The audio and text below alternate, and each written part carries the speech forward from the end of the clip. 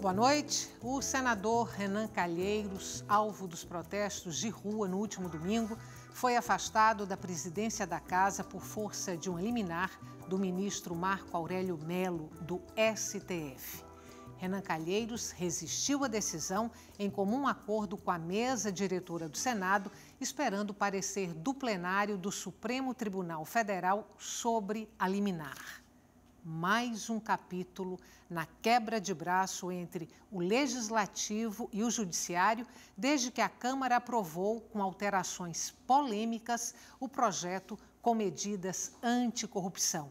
Este mesmo projeto, como queria Renan, quase foi votado em caráter de urgência no Senado. Na Câmara, diga-se, o pacote de medidas foi aprovado na calada da noite, quando o Brasil chorava a tragédia do Chapecoense. Pegou tão mal que os manifestantes pró-impeachment voltaram às ruas em novo protesto contra a corrupção. As medidas aprovadas pela Câmara e o agravamento da crise entre o Legislativo e o Judiciário são assuntos hoje aqui no Opinião Pernambuco. Participam o presidente da Comissão de Defesa, Assistência e Prerrogativas do Advogado da OAB de Pernambuco, Antônio Faria, o procurador da República, João Paulo Holanda Albuquerque, e também o presidente da Associação dos Magistrados de Pernambuco, Antenor Cardoso. Boa noite. Muito obrigada pela presença de vocês hoje aqui no Opinião Pernambuco. Primeira pergunta: quão grave é a crise institucional que o Brasil está vivendo hoje, desde que começou essa queda de braço entre o Legislativo e o Judiciário? A gravidade da crise, me parece, não pode ainda ser mensurada, porque durante todo este ano, nós vivemos explosões e ondas de choque, que são uma sucessão de fatos que se sucedem a essas explosões, como o impeachment da presidente Dilma e depois esses escândalos todos de corrupção que nos afligem a todos. E houve uma reação, né, do Ministério Público com essas medidas anticorrupção e, por último, na calada da noite, como foi mencionado, a Câmara dos Deputados deturpou totalmente essas medidas anticorrupção e chegou ao ponto de ser um freio contra a atuação da magistratura e do Ministério Público. Por exemplo, a magistratura e o Ministério Público estão na possibilidade de responder por um crime de interpretação. O crime de interpretação é quando, diante de um fato, o Ministério Público ou a magistratura o interpretam de uma determinada forma para considerar o crime e, posteriormente, o tribunal, vindo a dar outra interpretação a este mesmo fato, o magistrado ou o membro do Ministério Público ou o agente da polícia poderão responder por um crime de abuso de autoridade. Licença, eu considero que esse, talvez, das alterações que foram aprovadas no projeto, talvez o ponto mais polêmico. Eu não sei se vocês concordam comigo. Mas eu queria, antes de tocar nesse ponto, pegar aí uma informação que o senhor colocou, quando o senhor fala dos traumas pelos quais o Brasil vem passando, e um deles foi o impeachment, o processo de impeachment. Aí a pergunta agora é a seguinte: um processo de impeachment fragiliza o país a ponto de provocar uma crise institucional como essa que a gente está vivendo agora? O país fica mais vulnerável? Veja, eu entendo que a gente tem passado, o Brasil, ele está mostrando cada vez mais maturidade democrática, porque nós estamos passando por crise econômica, por crise institucional, só que essas discussões, elas vão acabar trazendo, hoje se aparenta de um ponto negativo, mas eu não tenho dúvida que em breve ela vai trazer a força e a pujança das instituições democráticas do nosso país. É natural que, dentro desse fervilhão de interesses, principalmente, haja esse tipo de disputa, de conflito, inclusive entre os poderes. Mas eu não tenho dúvida que nós já temos hoje em dia um Ministério Público forte, um Judiciário forte, uma OAB presente, um Legislativo também atuante, apesar de ser muito objeto de crítica, e isso é incontroverso por tantas crises, por tantos desvios também elaborados, mas eu tenho certeza que, respondendo sua pergunta, se fragiliza, ele não fragiliza juridicamente. As instituições, cada uma fez o seu papel e o STF foi o mediador disso tudo, trazendo juridicamente uma legalidade e uma correção nos procedimentos. Óbvio que tem perdedor e vencedor. E aí a gente vai tratar de conflito de interesse, cada um vai defender a sua própria parte, mas institucionalmente eu entendo que não enfraquece. Agora, para o senso comum, principalmente para os que perderam, que dizem que o presidente Temer hoje não tem legitimidade, quando ele tem, porque ele era vice-presidente e foi eleito tanto quanto a presidente Dilma. Então, você vai gerar mais no senso comum um problema do que nas instituições democráticas propriamente dita. Pegando aí esse caso que envolve o presidente do Senado, Renan Calheiros, e o ministro do STF, Marco Aurélio Mello, Renan se recusou a acatar uma liminar dada por um juiz da Suprema Corte. Desobediência? Bom, boa noite, Estela, boa noite, seus telespectadores. Me parece claro nessa situação que a mesa diretora do Senado Federal acabou descumprindo uma ordem emanada por um ministro integrante da Suprema Corte, e eu não consigo chegar a outra conclusão senão a de que, de fato, houve aí uma desobediência. Eu fiz a pergunta no início do programa sobre quão grave era a crise institucional que o Brasil está vivendo hoje. Eu vou usar a mesma expressão de quão grave é, especificamente para esse ponto dessa crise. Quão grave é a desobediência civil de um parlamentar em relação a uma determinação de um ministro da Suprema Corte? Olha, me parece que é gravíssimo. E gravíssimo por quê? Porque, não obstante essa decisão possa ser discutida, recorrida, me parece que é essencial à democracia a noção de que as decisões judiciais têm que ser cumpridas. Elas podem ser, de fato, objeto de recurso, mas, enquanto isso, ressalvada a hipótese desse recurso ter um efeito suspensivo, elas têm que ser cumpridas. E mais grave ainda, na verdade, é a conclusão no sentido de que nós estamos tratando de instituições que comandam o nosso país. E essas instituições, na verdade, também têm que são exemplos, deveriam ser exemplos para a sociedade como um todo. Quando você percebe que um senador descumpre uma decisão da mais alta corte do país, e isso acaba se transformando num lamentável exemplo para toda a população que começa a achar que pode descumprir. Eu não tenho conhecimento na história recente, pelo menos do país, de nenhum fato semelhante. Que pode descumprir a decisão de um juiz, de um desembargador, de um ministro e sair daí impune.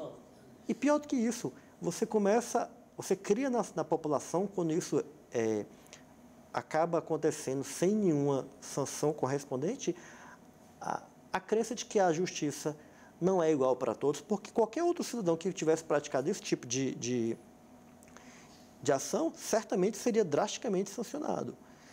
E aí você começa a reforçar no imaginário popular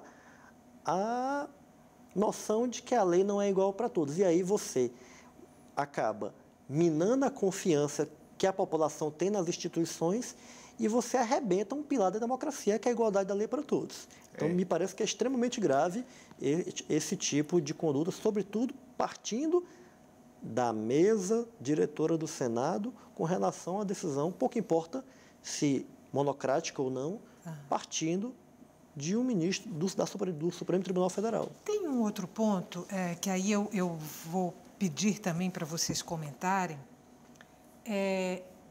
Renan Calheiros foi tornado réu no Supremo Tribunal Federal há pouquíssimo tempo, há poucos dias, por crime de peculato, embora essa acusação, esse pedido de investigação, estivesse no Supremo Tribunal Federal há pelo menos 7 ou 9 anos, não me lembro exatamente agora quantos.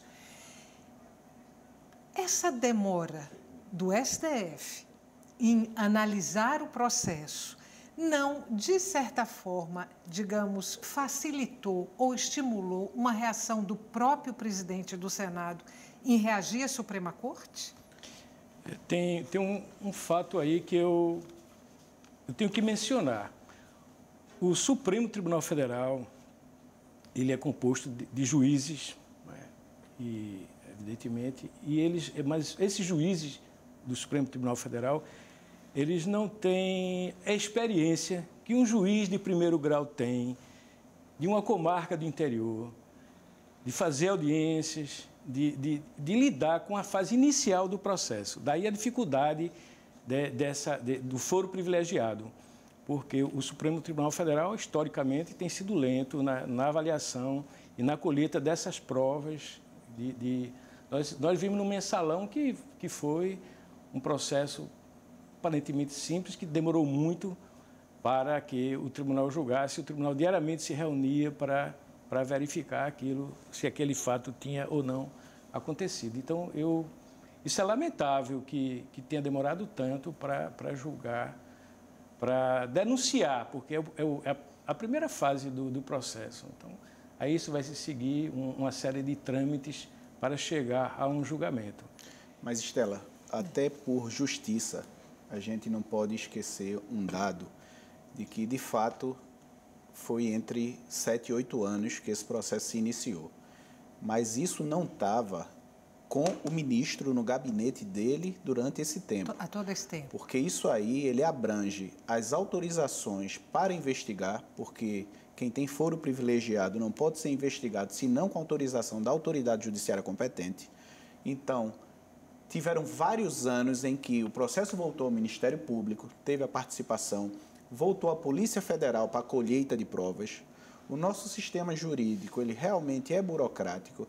Então, uma estatística que eu estava observando recentemente é que o tempo que passou nas mãos do relator não se alcançou a 1 ano, ou, salvo engano, 1 ano e 3 meses. Todo o resto foi estando na Secretaria Judiciária para fazer as notificações, o acompanhamento e o andamento do processo na Polícia Federal, no Ministério Público. Então, muitas vezes a gente, pelo processo estar sob os auspícios do Supremo Tribunal Federal, a gente traz o problema da morosidade diretamente a eles, mas muitas vezes não parte deles somente, mas do próprio procedimento. De qualquer forma, não é um pouco curioso que somente nesse momento de atrito entre os dois poderes e um atrito direto de Renan Calheiros com a Suprema Corte, que o STF tenha tornado o presidente do Senado réu? Nesse ponto, eu acho que embora essa possibilidade exista, me parece que não foi exatamente isso que provocou esse julgamento, porque, na verdade, ele já vinha pautado há um certo tempo. Esse era um processo que ele tinha relatoria inicialmente do ministro Lewandowski e, com a presidência dele, passou para o ministro Fachin, que aí me parece que conferiu um pouco mais de celeridade. Então, esse processo, na verdade, ele já estava na iminência de ser julgado, até por conta da pressão popular. e da necessidade de efetivamente dar-se início a essa ação penal. Então, não me parece, na verdade, eu acho que me parece que isso foi, na verdade, mera coincidência entre o momento do julgamento e esse momento de tensão entre os poderes. Vamos fazer um intervalo curto, a gente volta daqui a pouco, não saia daí. O tema de hoje do Opinião Pernambuco é o agravamento da crise entre o Legislativo e o Judiciário e também o pacote de medidas anticorrupção que foi aprovado na Câmara com alterações polêmicas. A gente volta já.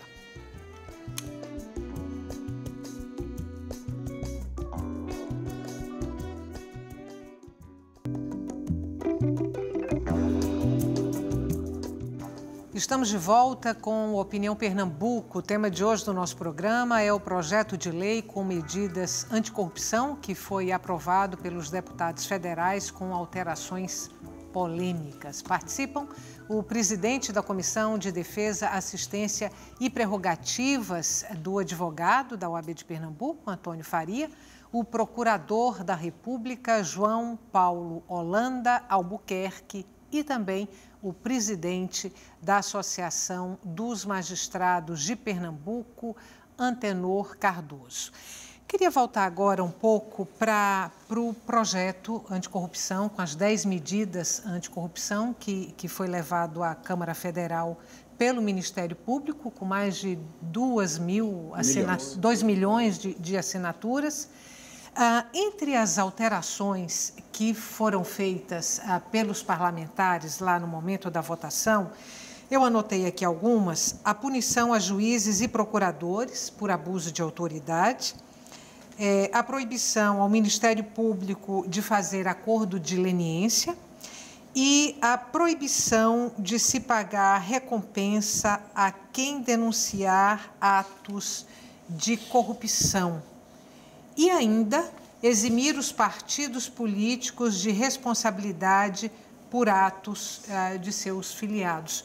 Quais dessas medidas os senhores consideram que mais fere a proposta original levada pelo Ministério Público? Bom, Estela, como você bem falou, esse foi um projeto que iniciou-se de um conjunto de ideias que foram levantadas por membros do Ministério Público Federal. Alguns deles trabalham na Operação Lava Jato, com base na expertise e na identificação daquelas falhas que sistematicamente levam à impunidade pessoas que praticam crimes graves. Esse projeto foi para a comissão especial e ela foi extremamente debatido. Algumas propostas já haviam sido retiradas, outras foram acrescentadas, algumas modificadas, o que é próprio do debate democrático. Mas extraiu-se dessa comissão especial, onde era relator o deputado federal Onyx Lorenzoni, um projeto que ainda continha uma série de avanços, e eu vou citar alguns deles. A criação de 2 ferramentas que iam tornar mais eficaz a recuperação do dinheiro desviado. A criminalização do enriquecimento ilícito do servidor público, ou seja, a situação daquele agente que tem um salário, por exemplo, de R$5 mil e aparece com um patrimônio de 50 milhões. Mas esse ponto, sem querer lhe interromper, claro. Desculpe, mas esse ponto especificamente não era um dos pontos polêmicos do projeto original, uma vez que previa a punição pelo enriquecimento ilícito, mesmo sem provas? Não. E aí eu acho que esse é um... Mesmo sem... Desculpa interromper. Não é mesmo sem provas.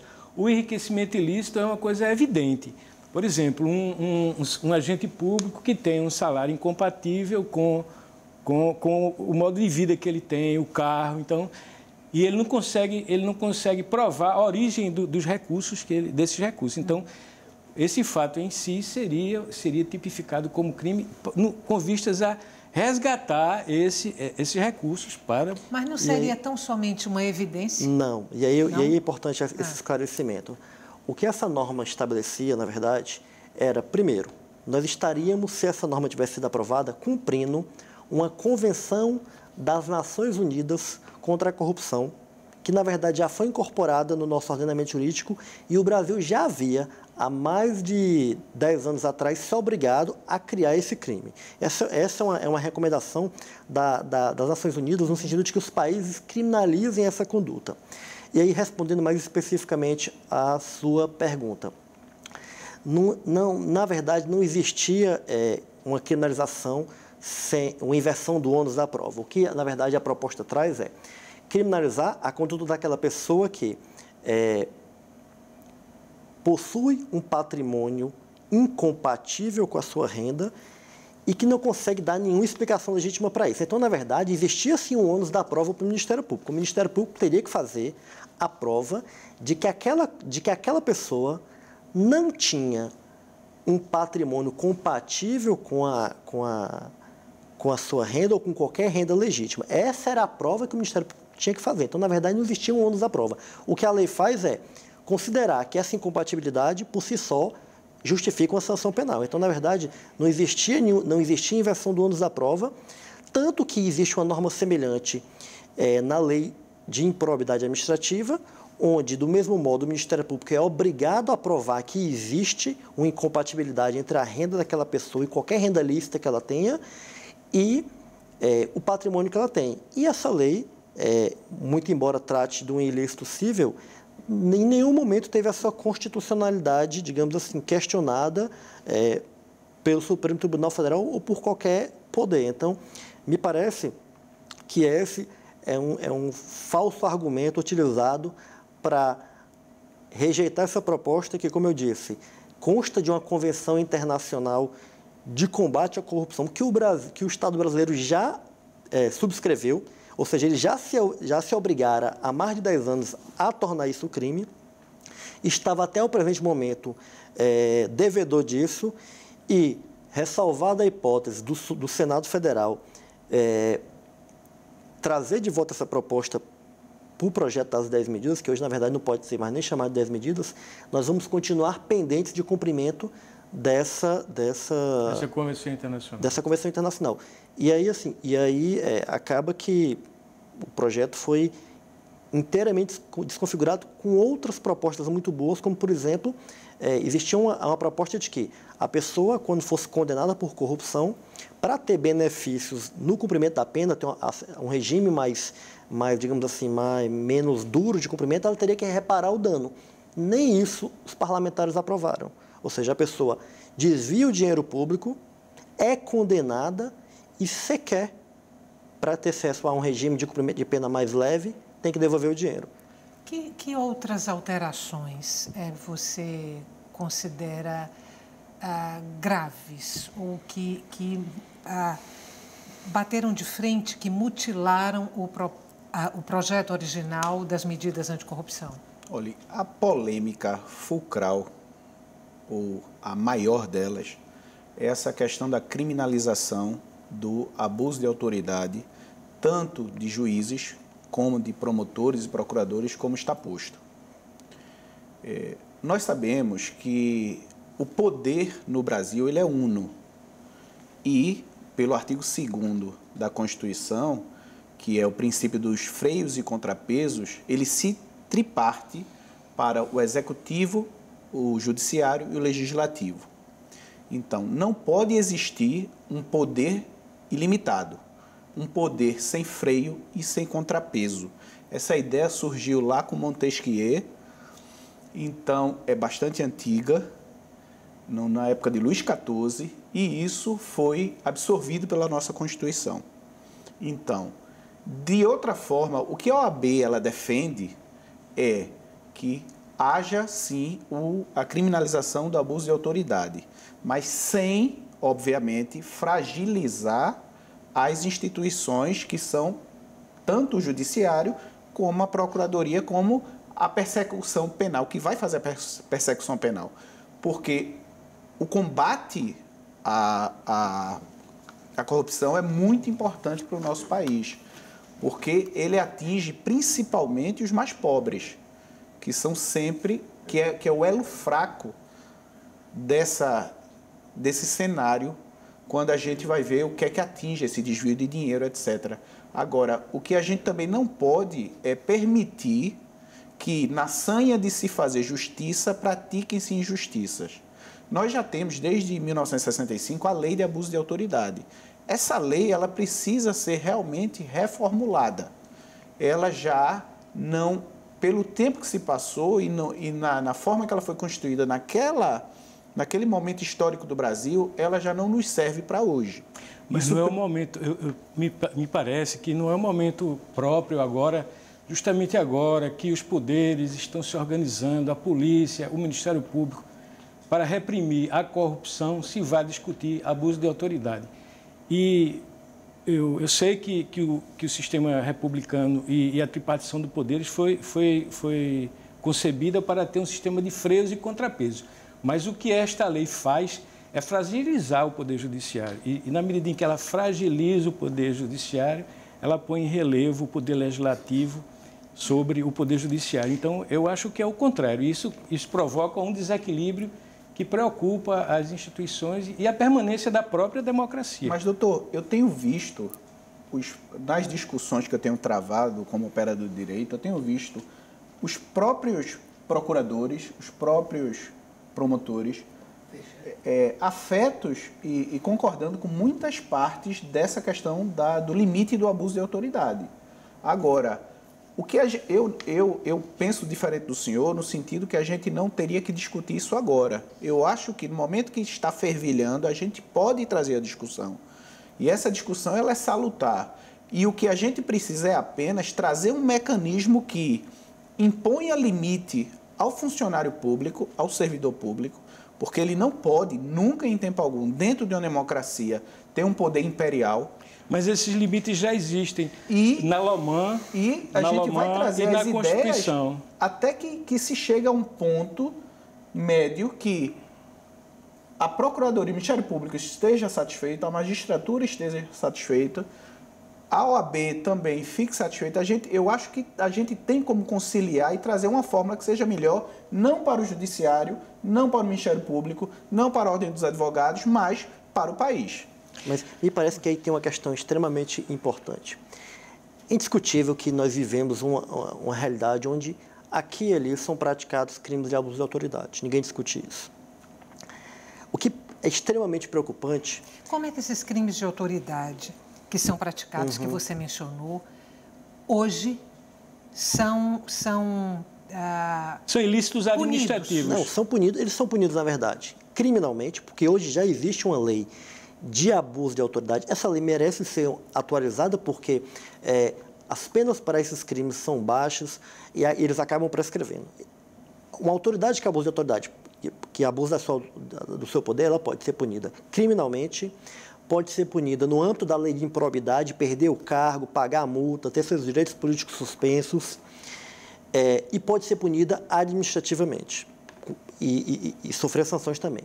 Mas o que é extremamente preocupante é que, e aí a sociedade tem que estar atenta para não ser enganada, é você aproveitar um discurso legítimo e que, de fato, merece atenção para, mediante uma manobra, enxertar numa lei dispositivos que não resolvem o problema do abuso de autoridade. Na verdade, fragilizam as garantias daqueles que precisam delas para poder processar pessoas poderosas política e economicamente. Eu vou dar um pequeno exemplo. Um caso muito claro de abuso de autoridade é a situação daquele sujeito, daquela autoridade que, de repente, invoca a sua função para eximir-se de uma sanção decorrente de um ato ilícito que ela praticou. Vamos à hipótese clássica. O promotor, o juiz, o delegado ou o parlamentar que é flagrado dirigindo alcoolizado e invoca a sua condição para não passar pelo bafômetro, para não ter seu carro apreendido, para não ser preso. Essa lei, o projeto de lei, tanto da Câmara como do Senado, nada trata disso. Quem faz isso vai poder continuar fazendo. Você está considerando que foi oportunista essa mudança? Exatamente. E aí ela é ruim. Esses projetos eles são ruins por aquilo que eles não têm, porque, por exemplo, não tem uma norma criminalizando essa conduta, e são piores ainda pelo que eles estabelecem. E eu vou dizer uma coisa, me parece que nós vivemos numa república e nós temos que prestar contas de nossa atuação. Então, me parece que é extremamente salutar que quando o Ministério Público oferece uma ação penal contra um parlamentar, porque ele, abusando de sua função, desviou dinheiro, me parece que o Ministério Público tem que prestar contas do que fez, depois de oferecida a ação penal. Hoje, se essa lei for aprovada, nenhum promotor de justiça, nenhum procurador da República vai poder dizer assim, olha, sociedade, hoje, há meia hora atrás, nós ajuizamos uma ação penal contra o deputado X porque ele desviou dinheiro público. Isso, para mim, é absolutamente... não é conciliável com o princípio republicano e com a publicidade, com a transparência que deve existir. Essa alteração, essa medida especificamente, ela foi aprovada com a margem grande, larga de votos. Eu estou aqui tentando achar o número de votos, mas não estou conseguindo. Foram mas 450 votos. 450? Contra 3. A aprovação. Não, na verdade esse quórum foi da aprovação, porque assim, isso é uma incoerência. Eles aprovaram um projeto por 450 votos, numa manobra muito inteligente, e em seguida, na votação dos destaques, destruíram aquilo que eles tinham minutos antes aprovado. A questão do abuso de autoridade foi aprovado por 332 votos. 300 e poucos votos. Exato. Contra, acho que 100 e poucos votos. Exato. Da bancada de Pernambuco, 16 parlamentares votaram pela aprovação dessa medida de punição por abuso de autoridade a juízes e promotores. Um desses parlamentares que votou a favor foi o ex-governador de Pernambuco, Jarbas Vasconcelos. Exato. E justificou o voto. Ele diz o seguinte: eu não tenho rabo preso, não tenho inquérito, não sou réu. Votei sim, porque quero responsabilizar os operadores da justiça. Olha, com relação a essa votação, esse voto do deputado federal Jarbas Vasconcelos, o que eu posso dizer é que ele não sabe o que votou, ou então o discurso dele não corresponde à verdade. Porque, especificamente, esse projeto que votou lá, praticamente ele não trata de condutas que configuram abuso de autoridade. Ele trata de condutas que são ilícitos administrativos, mas que não são. Então, assim, a propósito de dizer que vota para punir procuradores e juízes que abusam da autoridade, na verdade, ele criou uma norma, se você for ver, que sanciona infrações que já estão previstas, mas que não vão diminuir para essa cultura, muitas vezes, de abuso de autoridade, que às vezes em algumas instituições existe, não ajuda em nada e, na verdade, ele apenas o que ele faz? Ele criminaliza, primeiro, o entendimento, porque ele destrói a independência de juízes e promotores, criminaliza o exercício de comunicar à sociedade o que os órgãos públicos de combate à corrupção estão fazendo e em nada contribui para o combate ao abuso. E pior do que isso, se fosse só isso, estaria muito bom. Mas, na verdade, além de ter votado para aprovar essa lei, o deputado federal Jarbas Vasconcelos, que inclusive disse que era a favor das 10 medidas alguns dias antes, ele, por exemplo, votou contra a criminalização do enriquecimento ilícito, ele votou contra essa exigência de recuperação do valor do dano, do valor desviado, para que a pessoa possa ter benefícios no cumprimento da pena. Ele votou também contra a criação de ferramentas que possibilitem o confisco de dinheiro que foi desviado. Então, assim, na verdade, o discurso dele de punir a abuso de autoridade não está compatível com o que ele fez no conjunto das votações. Vou ter que fazer o intervalo. Eu te passo a palavra no próximo bloco. Nosso intervalo é curto. Não saia daí. O assunto de hoje do Opinião Pernambuco são as alterações feitas no projeto de medidas anticorrupção e também o agravamento da crise entre o Legislativo e o Judiciário. Até já.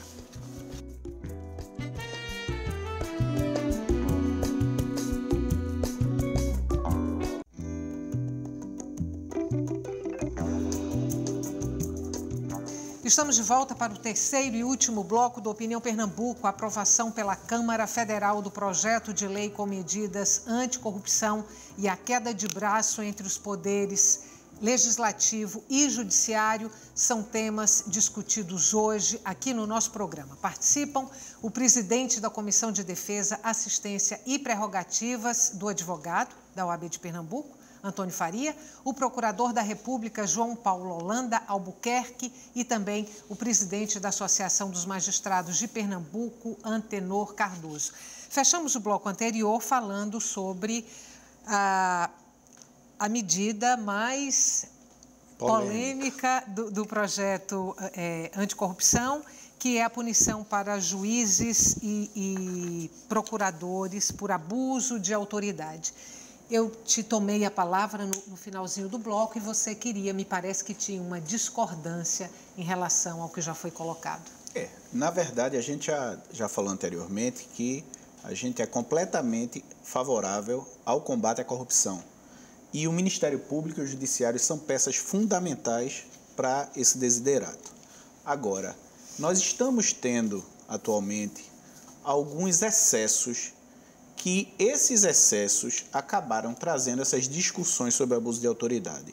Por exemplo, a gente teve um caso de um funcionário de uma construtora, isso é caso concreto, que ele passou 1 ano e pouco preso, acabou sendo absolvido.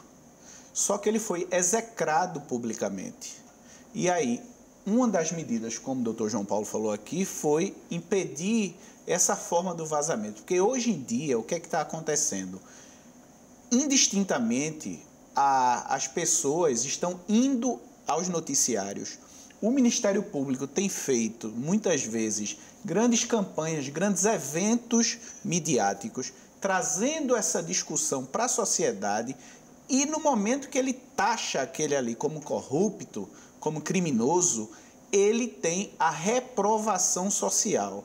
Então, a gente precisa ter cuidado, o Ministério Público tem que ser mais cauteloso nesse manusear, porque ele muitas vezes acaba com a vida e com a família de pessoas que muitas vezes não são, ao final, dadas como as criminosas. Então, a gente tem que achar um meio termo em que se proteja, se garanta toda a persecução penal e garantam-se também as prerrogativas do Ministério Público e do Judiciário. Agora que a cidadania, porque a gente tem que lembrar que o cidadão é o centro gravitacional do Estado. Todo o Estado ele gira em torno do cidadão. Não é o cidadão que gira em torno do Estado. Então, esse Estado ele tem que ter muita cautela no manusear, porque, na prática, esses excessos eles precisam ser, sim, punidos e responsabilizados. Eu vou, então, trazer para vocês uma informação. Está chegando às livrarias um livro chamado O Caso Lula, a luta pela afirmação dos direitos fundamentais. Não é um livro escrito por nenhum jornalista. São vários juristas, vários especialistas escrevendo artigos que foram organizados nesse livro, apontando excesso, abusos da Operação Lava Jato.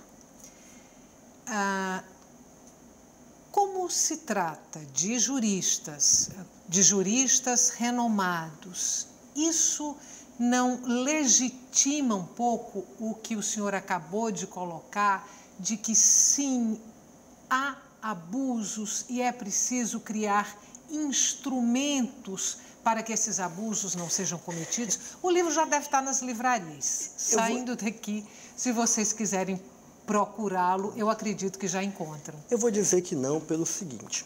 Acho que é um fato indiscutível que o ex-presidente Lula é uma personalidade de destaque e ele tem o apoio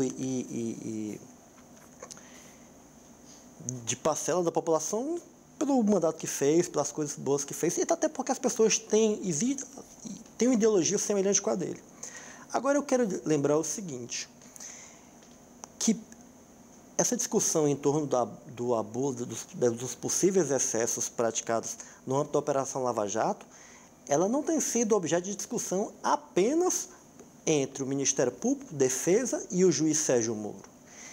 Esses supostos abusos têm sido discutidos igualmente no Tribunal Regional Federal da 4ª Região, no Superior Tribunal de Justiça e no Supremo Tribunal Federal, em todas as instâncias. E o percentual de manutenção das decisões do juiz Sérgio Moro é de 97%.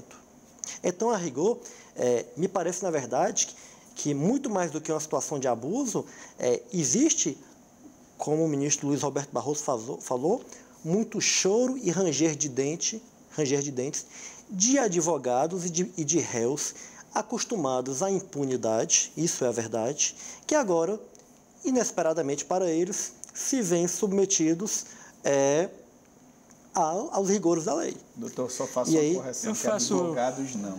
Também dos advogados, porque a gente, na verdade, muitos advogados estão... Eu quero fazer um contraponto. Só um minuto. Mas eu não falei, eu falei ranger de dentes e choro, na verdade. Só um minuto, eu vou passar a palavra agora para o doutor. Eu admito como representante do Poder Judiciário com advogado que alguns excessos podem ser cometidos, mas acho que são perfeitamente naturais. Nós vivíamos num regime e vivíamos num ambiente de absoluta impunidade.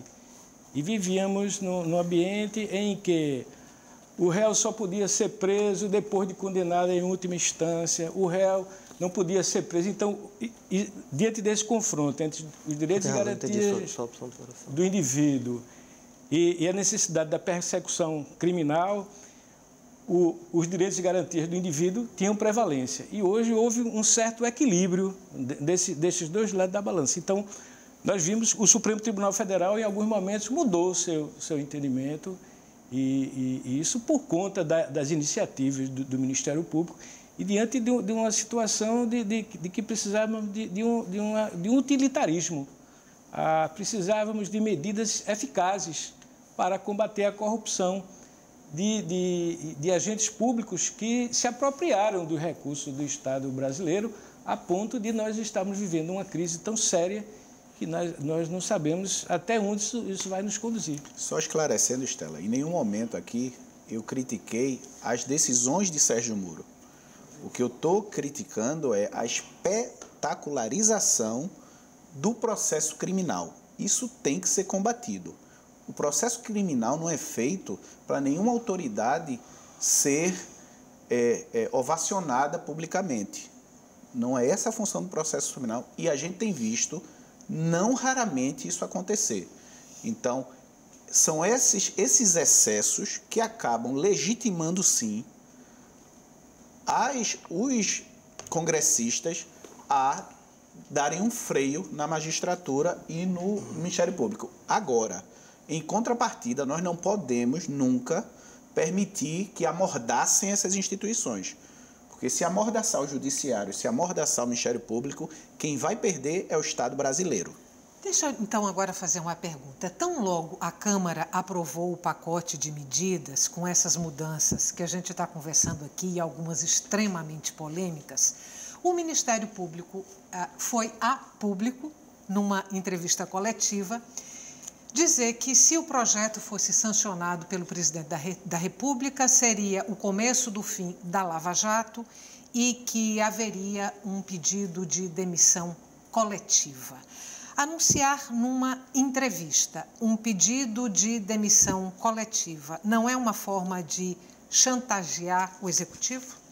Olha, me parece que essa, na verdade, foi uma reação, eu diria, de cabeça quente dos colegas que estão nos últimos 2 anos envolvidos nessa operação e que têm sofrido todo tipo de pressão política e econômica de modo a fazê-los intimidá-los no exercício de suas atribuições.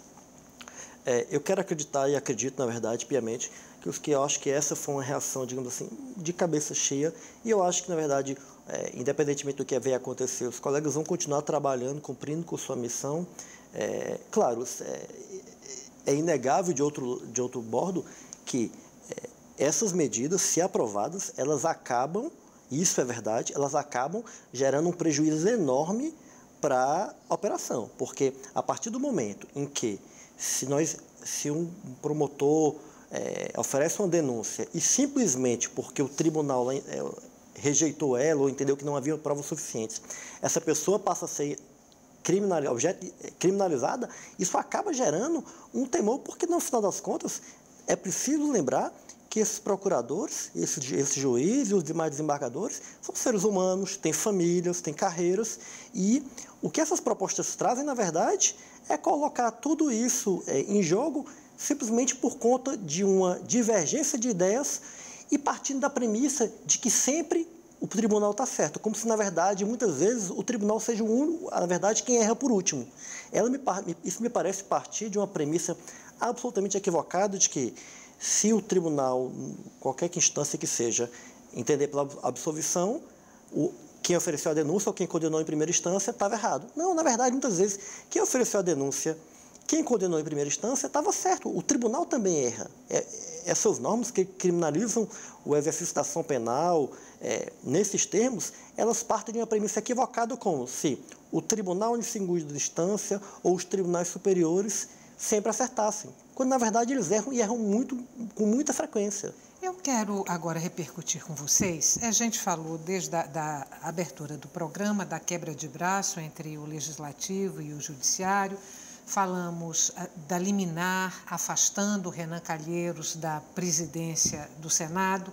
Falamos da resistência do senador em deixar a presidência de comum acordo com a mesa diretora do Senado. E agora eu queria repercutir com os senhores a decisão do Supremo, do Pleno, uma votação para decidir sobre a liminar do ministro Marco Aurélio Mello. Nessa votação do Supremo, por 6 votos a 3, se não me falha aqui agora a memória, Renan Calheiros permanece presidente do Senado, embora saia da linha sucessória para a presidência da República. Como é que vocês viram essa decisão do STF? Olha, eu acho que essa é uma decisão que me parece equivocada. E equivocada porque existe aí, na minha visão e na visão de parcela significativa da população e do próprio Ministério Público Federal como um todo, uma incompatibilidade entre o exercício de uma função tão nobre e tão importante para o país, que é a de presidente do Senado Federal, que inclusive é um cargo que consta na linha sucessória da presidência da República, e a condição de réu. Ninguém aqui está dizendo que o senador Renan Calheiros é culpado, ele não. Mas, na verdade, determinadas funções, por sua relevância, exigem não apenas que o seu ocupante seja honesto, mas também que ele pareça honesto. Me parece que existe uma notória incompatibilidade entre a condição de réu e o exercício de uma função que, por exemplo, terá influência na indicação de ministros para a Suprema Corte e para todos os tribunais. Terá uma influência enorme na tramitação de projetos de lei que tratam de interesses da magistratura e do Ministério Público e da sociedade como um todo. Então, me parece, na verdade, que a condição de réu é absolutamente incompatível com o desempenho cargo de presidente do Senado.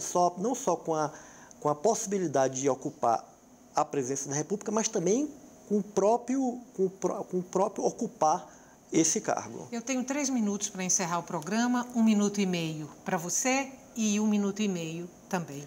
Eu vou num caminho completamente diverso de Dr. João Paulo da Tavênia em relação a esse caso de Renan. Porque a gente tem que lembrar que o STF ele não julga apenas Renan. Ele tem uma decisão, que essa decisão vai repercutir em todo o ordenamento jurídico. Então, Renan, no momento em que o STF diz que o simples fato de ser réu não retira ele da condição de senador e de presidente da casa, eu não quero aqui entrar no detalhe dos detalhes em relação a Renan, mas quero falar do julgamento, que foi a sua pergunta objetiva. Eu acho que está acertada no momento em que você repercute isso para a sociedade. Porque imagine que a senhora tem uma função pública e lhe acusam ilegitimamente de um crime. E aí a senhora torna-se ré,